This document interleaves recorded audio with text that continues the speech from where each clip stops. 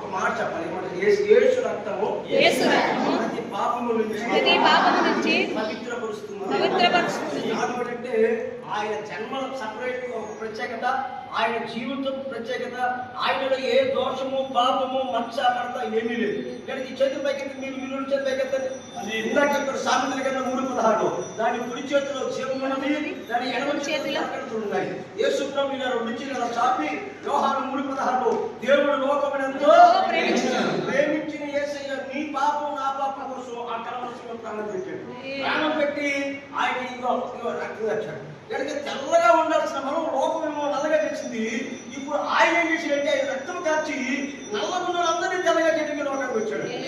అని చెప్పండి, అందరూ అన్ని ముట్టుకుని వచ్చారు. చెప్పండి, యేసయ్య అసాధ్యమైనది సమస్తము సాధ్యమే. తెల్లగా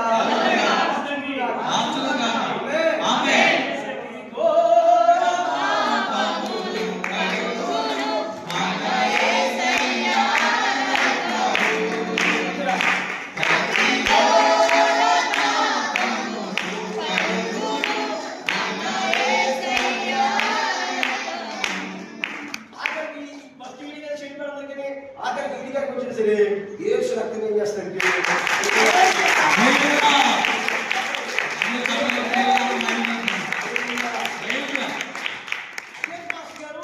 ఆయన నీళ్ళెత్తే తెల్లగా రాలేదు, ఈ చెప్తే నల్ల నీళ్ళు తెల్లగైపోయింటే ఒక మాట చెప్పిన మార్కు 16:16 నమ్మి రక్షించబడును.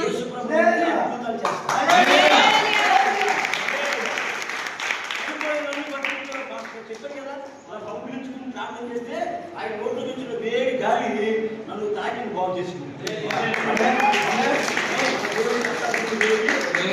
నమ్మించాడు దేవుడు మహిమ.